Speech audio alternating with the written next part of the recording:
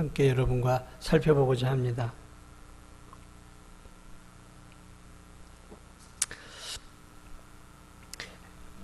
여호수아를 통해서 우리는 여호수아가 이스라엘 백성들과 함께 가나안 땅에 들어가게 되죠.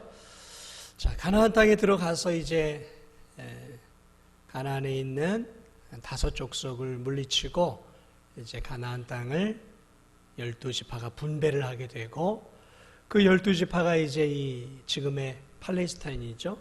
지금도 많은 분쟁이 일어나고 있는데, 거기를 이제 하나님께서 이스라엘 백성들에게 거주지로 주셔서 거기서 이제 그들이 터를 잡고 지파별로 이렇게 이제 살게 되죠. 자, 그러한 가나안 땅 속에서 그들이 살아갈 때 안타깝게도 여호와 하나님을 섬겼던 그들이 가나안 땅에 아직도 남아있는 그 이방신들 또 우상들을 함께 취하면서 그들이 여호와만을 섬기는 신앙들이 희석이 되어 갑니다. 그러면서 이 사사기 시대를 한마디로 표현하면 자기 소견에 옳았다라고 할 만큼 하나님 말씀대로 살기보다는 자기 생각, 자기가 옳다고 생각하는 게 이제 진리가 되어버린 오늘날의 이 시대와 같이 그런 시대가 되어버렸어요. 자, 이러한 영적인 암흑의 시대에 별과 같이 빛나는 룻이라는 한 여인이 등장을 하게 되죠. 그리고 그 여인을 통해 다윗의 계보가 이제 보아스와 함께 이어지게 됩니다.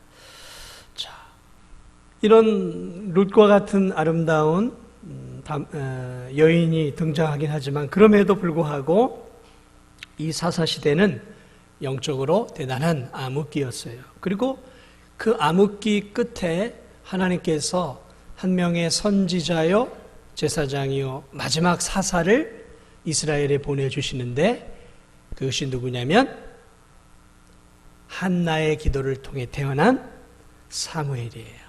그러면서 사무엘이 이제 사무엘상이 그렇게 시작을 합니다. 자, 한나의 눈물 어린 기도를 통해서 태어난 이 기도의 사람 사무엘이 이제 이 마지막 사사요 그리고 이스라엘의 제사장이요 또 선지자로서의 이제 일들을 감당하기 위해 이제 태어나게 되고, 그가 이제 엘리 그런 제사장 밑에서 도제로 이제 그 밑에 이제 들어가게 됩니다.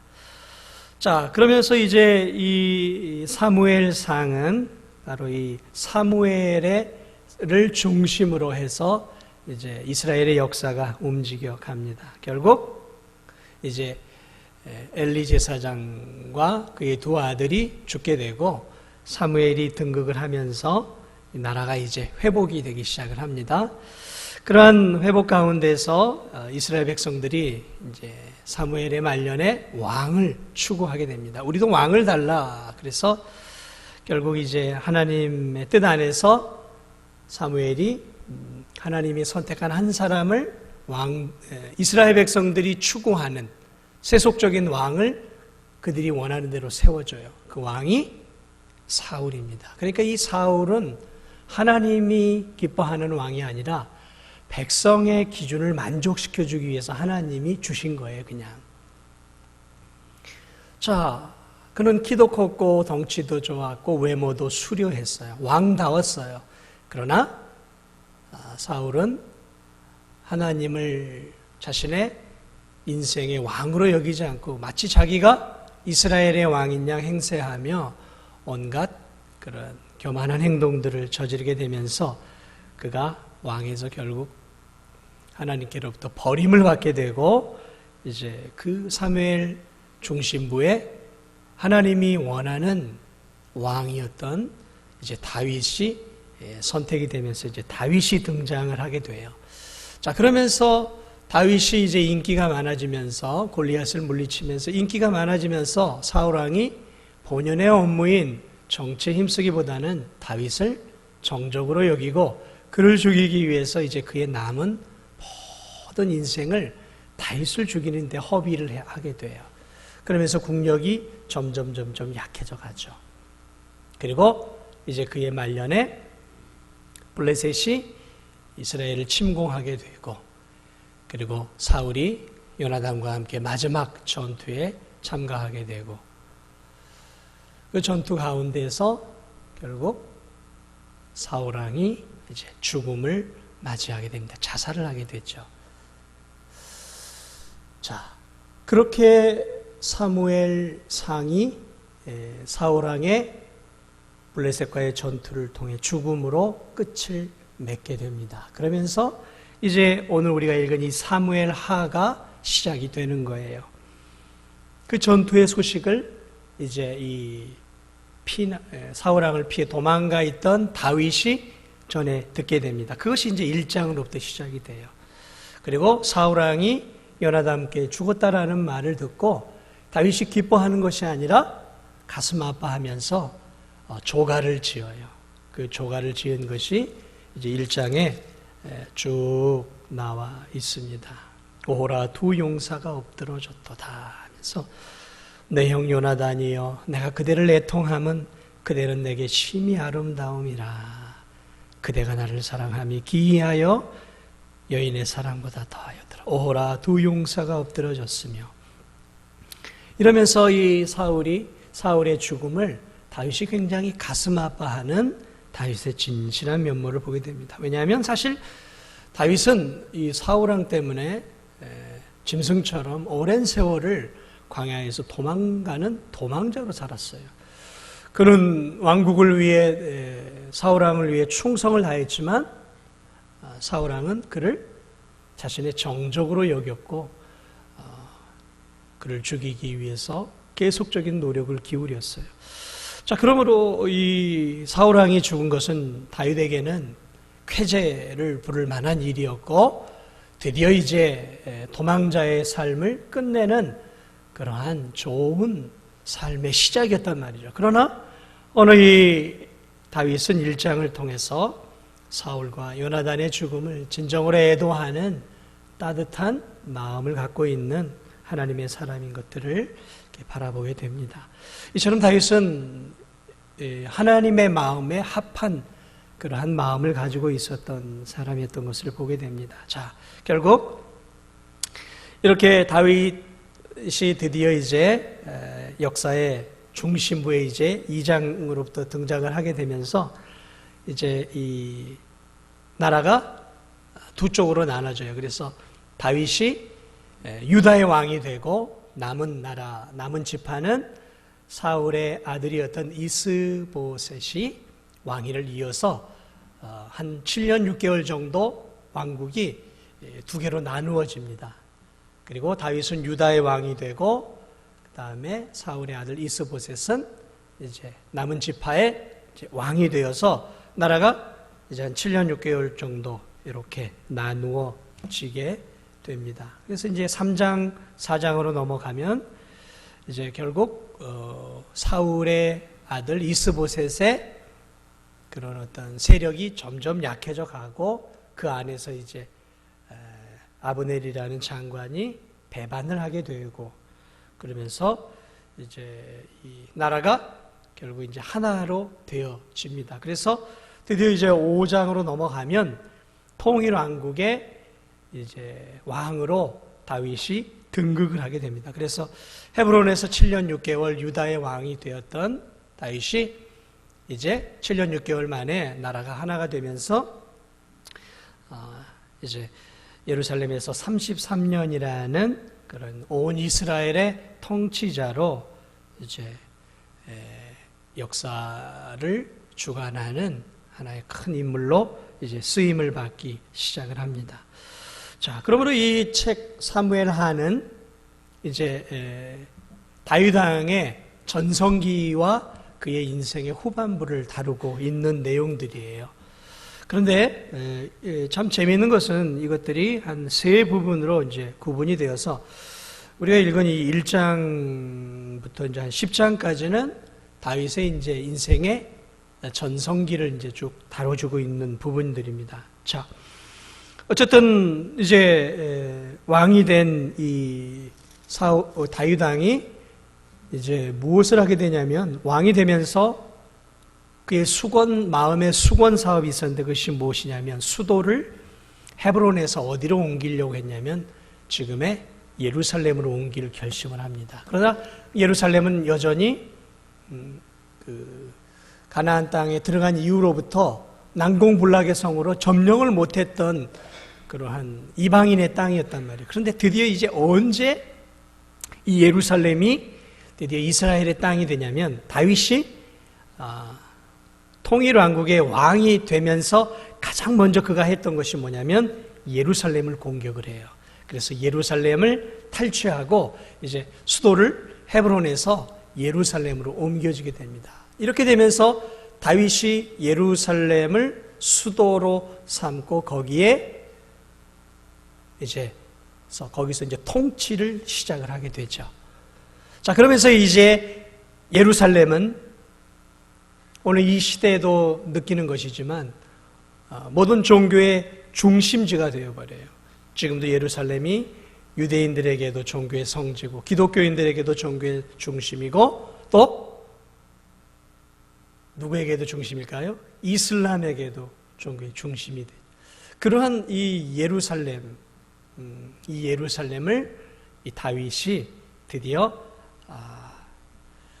자신의 수도로 이렇게 삼게 되면서 예루살렘은 다윗 왕으로부터 시작해서 이제 이 역사가 다하는 그날까지 가장 중요한 성으로 이제 세워지게 되는 것이죠. 왜냐하면 다윗 왕을 통해서 그것이 세워졌고 그리고 앞으로 올 예수 그리스도가 상징적으로 다스릴 곳이 예루살렘이에요.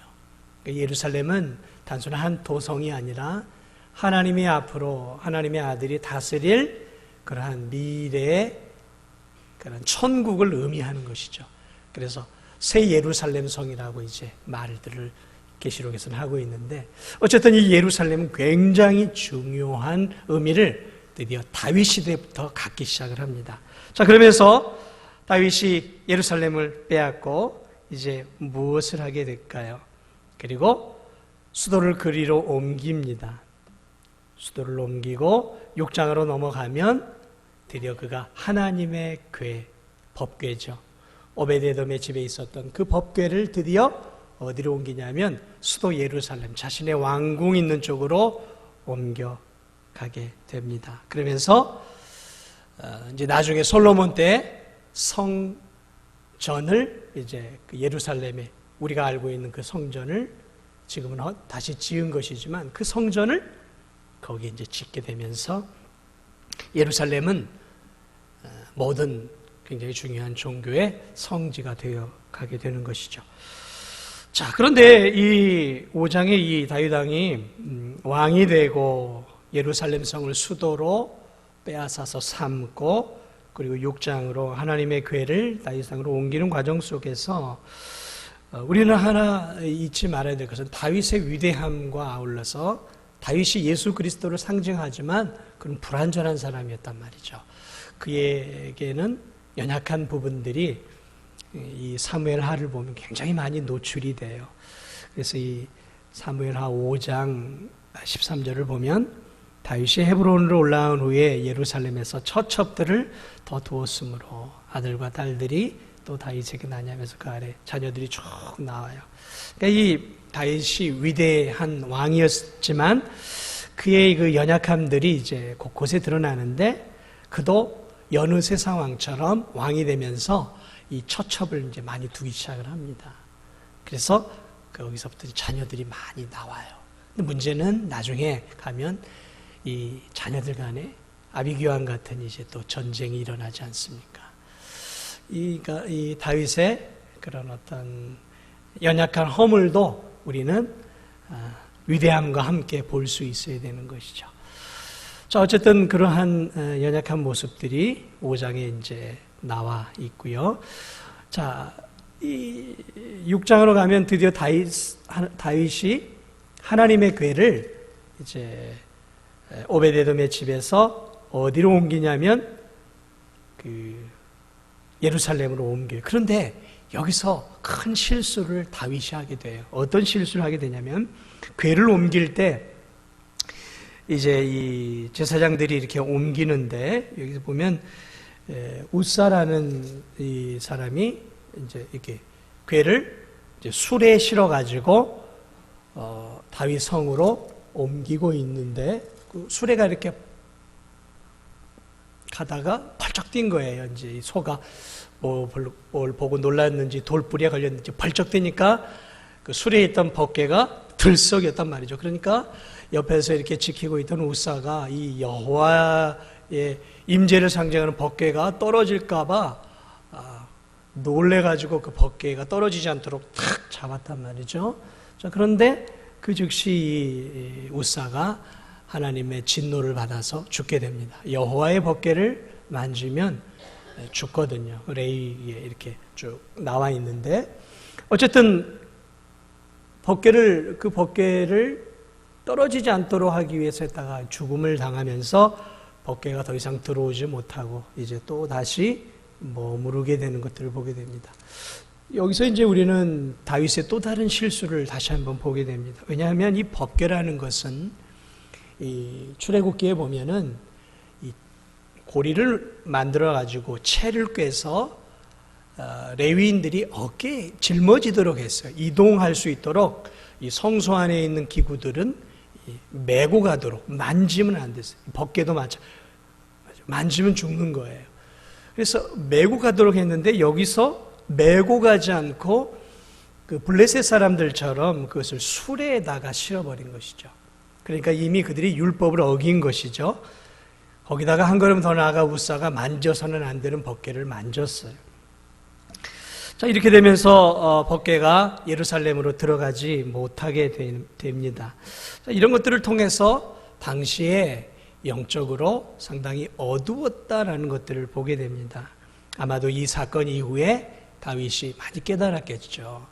우리가 잘못 다루었구나. 그러니까 이 당시에 다윗만이 아니라 당시에 이 제사장이나 이런 사람들이 무지했었다라는 거예요. 이 사사기를 통해서 이들이 하나님의 말씀에 너무 무지했던 거예요.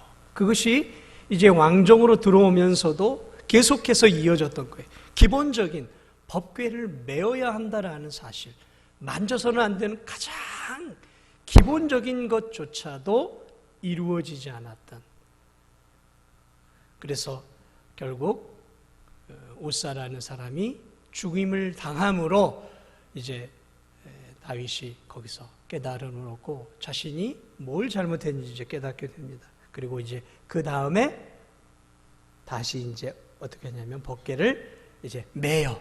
그 다음에 맵니다. 6장을 보면 그 다음에는 맨단 말이죠.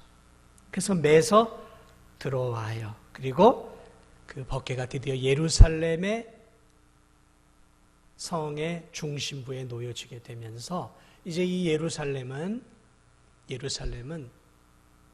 왕이 다스리는 왕궁의 중심이지만 그 왕궁의 진정한 중심, 그 왕국의 진정한 왕, 진정으로 그 예루살렘을 다스리시는 분은 다윗이나 왕들이 아니라 하나님이시다라는 것들이 이제 이 다윗을 통해 법궤가 들어가므로 하나님이 예루살렘과 이스라엘을 통치하는 통치자로 다시 등극을 하는 거예요.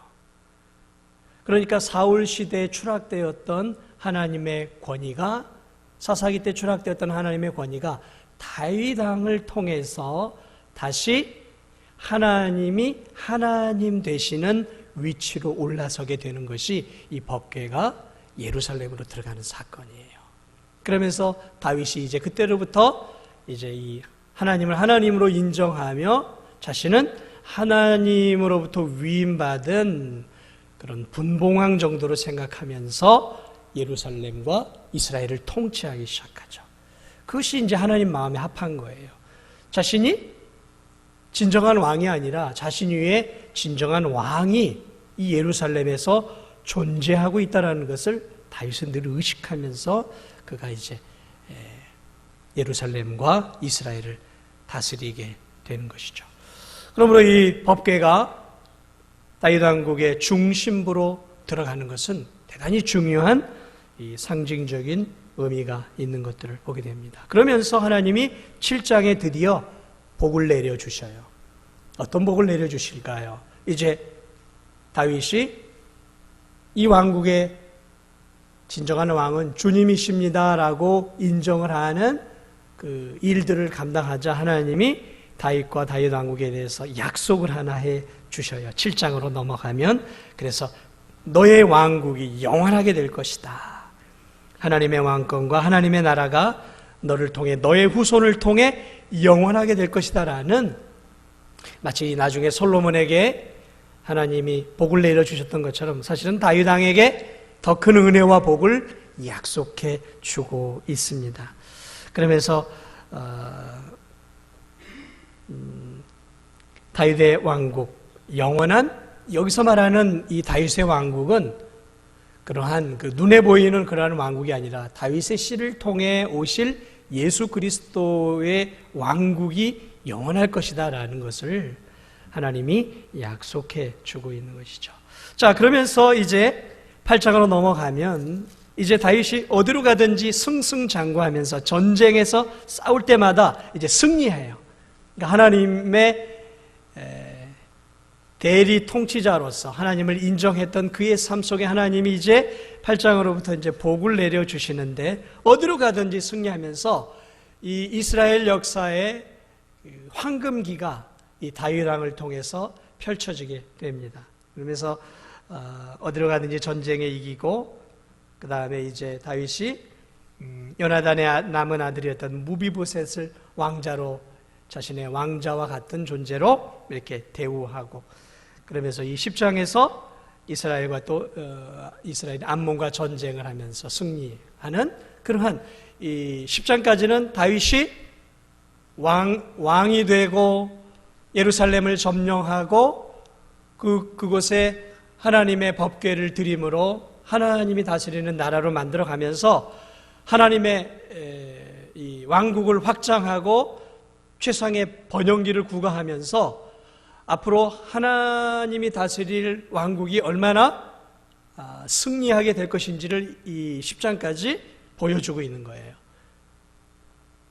자, 그런데 이건 인간의 왕국이에요. 그래도 여전히 11장부터는 다윗의 이제 중년에서 말년을 다루고 있는데 이 11장부터는 이제 다윗 왕의 치부가 드러나기 시작합니다. 그러니까 사람이 하나님의 은혜로 성장하고 성공하고 권자를 얻게 되면 필연적으로 따라오는 게 있어요. 뭐냐면 교만해지고 나태해지는 거예요. 그러면서 이제 이스라엘 왕국이 주변 왕들을 다 정복하면서 이제 정점에 이르는 그때 다윗이 뭘 하게 되냐면 영적으로 게을러지기 시작합니다.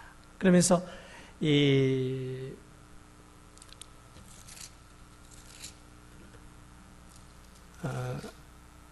이제 전쟁에 나가야 되는데 암몬과 싸우러 나가야 되는데 다윗이 나가질 않아요.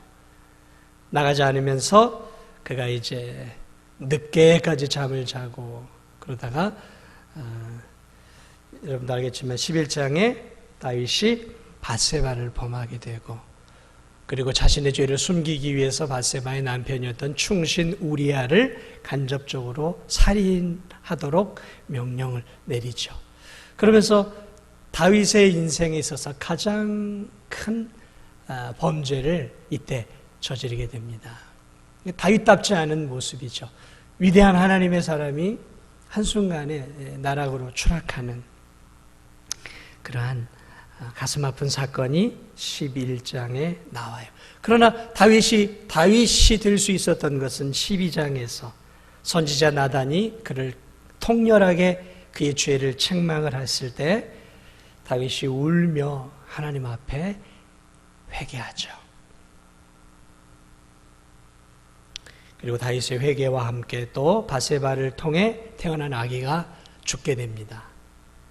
그리고 새로운 아이가 이제 밧세바를 통해 다시 태어나게 되는데 그 아이가 바로 솔로몬이죠.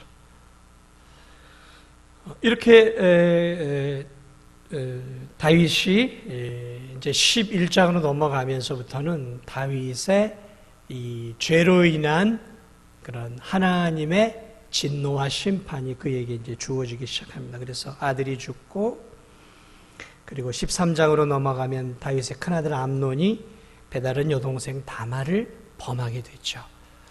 근친상간이 일어나는 그런 가슴 아픈 성적 범죄가 일어나죠. 이미 다윗이 그러한 성적 범죄가 자식에 대해 벌로 이루어지게 된 것이죠.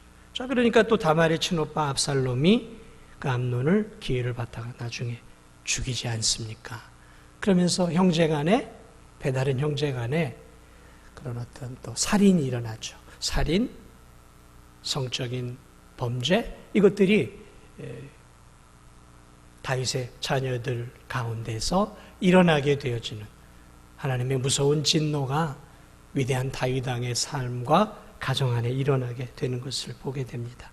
그렇게 다윗 왕이 그래서 압살롬이 도망을 가죠. 그리고 또 돌아오지만 결국 압살롬이 세력을 모아서 아버지 다윗을 쫓아내서 그가 이제 또 다시 도망자의 삶을 살게 되죠.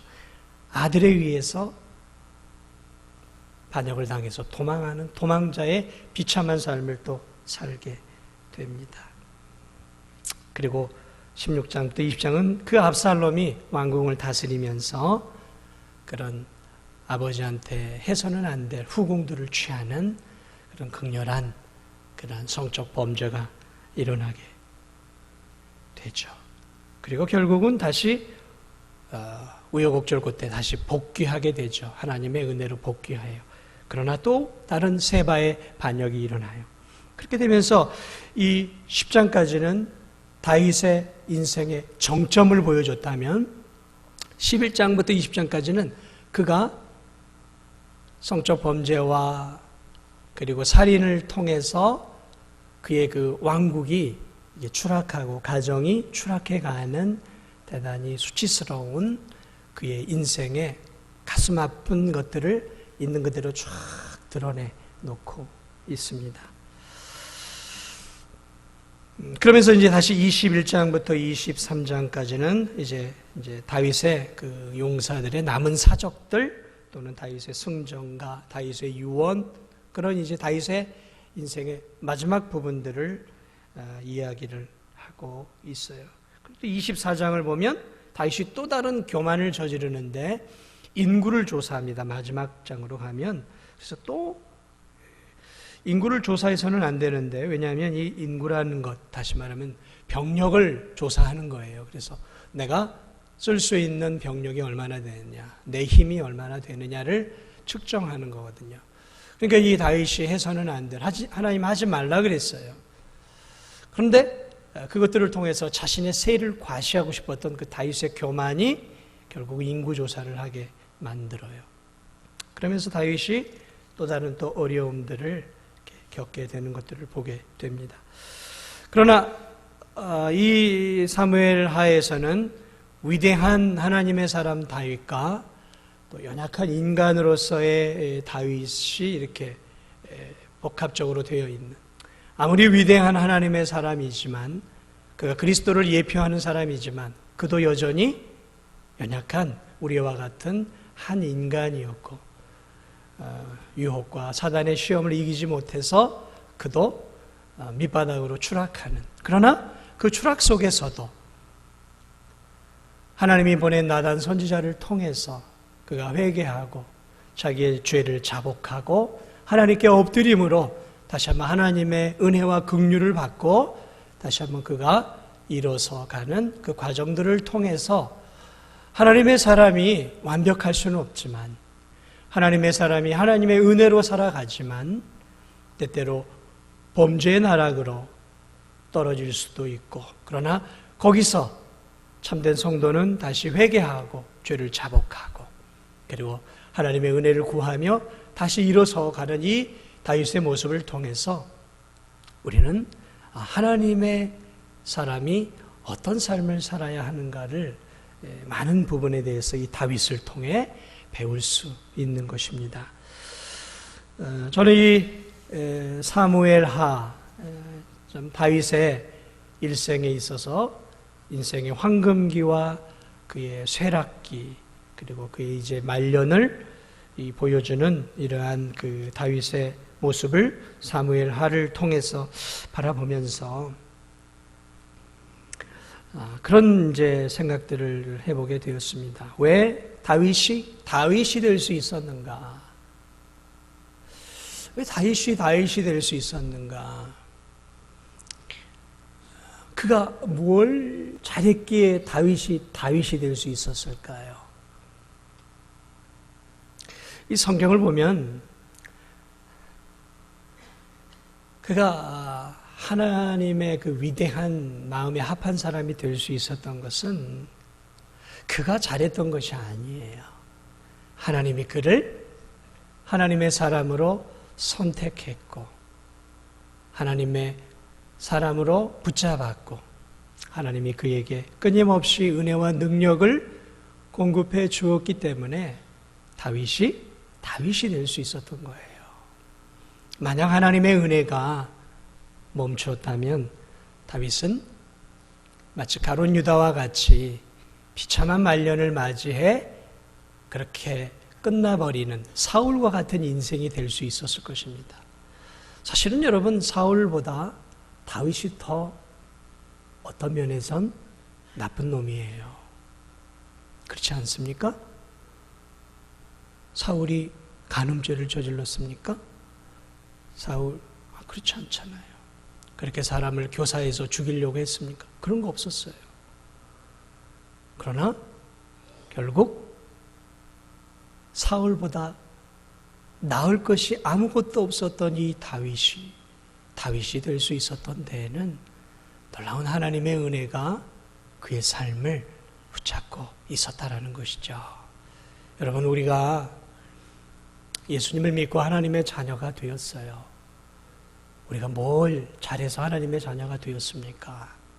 지금도 마찬가지예요. 저와 여러분이 솔직한 얘기로 뭘 잘하고 있기 때문에 하나님이 지금까지 이런 은혜를 베풀어 주시고 먹이시고 입히시고 인도해 주시고 저와 여러분을 하나님의 사람으로 쓰겠습니까?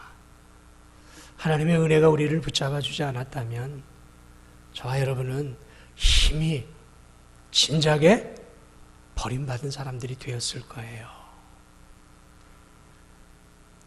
그러나 다윗은 하나님의 은혜로 말미암아 자신이 지은 죄, 그 죄에 대해서 통렬하게 회개했어요. 사울과 달랐어요. 사울은 자기가 죄를 짓고도 그게 큰 죄인지도 몰랐어요. 그러나 다윗은 선지자를 통해 그 죄의 깨달음을 알게 되었을 때 가슴을 찢고 침상이 젖도록 하늘의 하나님께 회개하며 용서를 구하고 그리고 다시는 똑같은 죄를 저지르지 않았어요. 다윗은 똑같은 죄를 반복해서 저지르지 않아요. 치명적인 죄악들을 저질렀지만 반복해서 죄를 저지르지는 않아요. 이게 그리스도인의 특징이에요. 통렬하게 회개했다면 더 이상 이제 그 삶에서는 되돌아서야 하는 거예요. 그런데 죄를 짓고 회개하고 그 죄를 또 짓고 또 회개하고 그 죄를 또 짓는다면 그건 아니에요. 그건 아니에요. 참된 그리스도인은 실패할 수 있습니다. 넘어질 수 있어요. 베드로도 넘어졌어요. 아브라함도 넘어졌고요. 모세도 넘어졌어요. 성경의 위대한 사람들 가운데 단 한 사람도 넘어지지 않은 사람이 없어요. 다 연약한 육체를 갖고 있어 넘어진단 말이죠. 그러나 넘어져서 죄악을 저질렀을 때는 분명하게 회개하고 그리고 회개한 뒤로는 다시는 되돌아보지 않고 그 죄를 짓지 않는 거예요. 그게 다윗의 특징이었어요.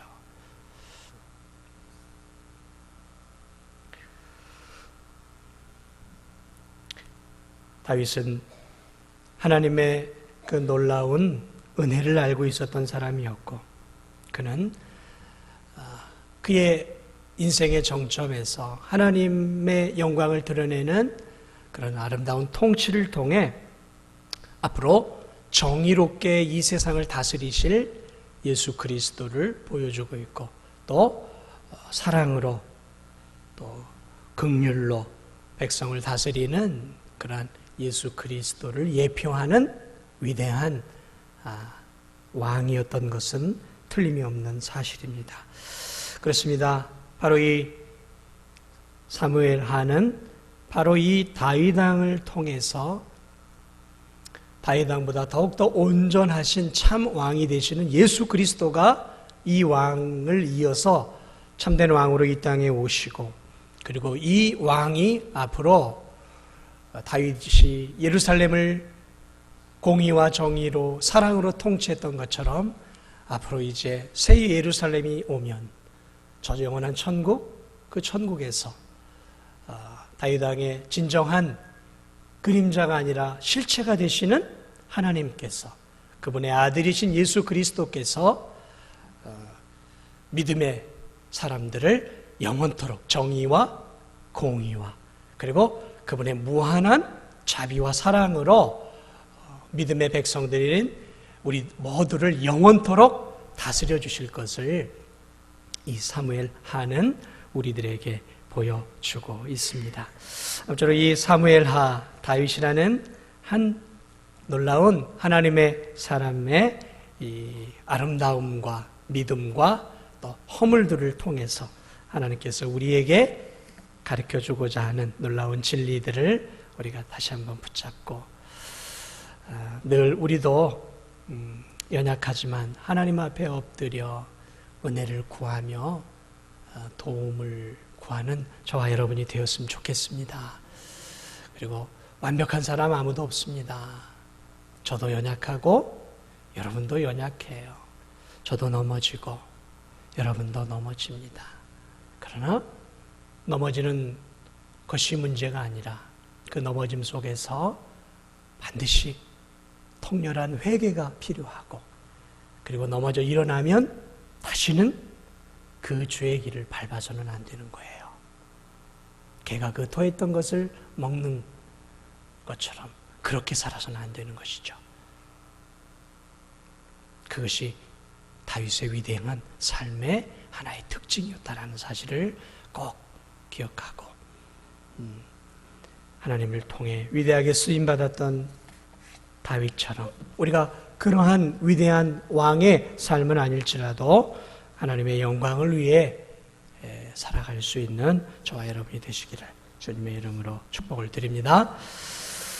찬송가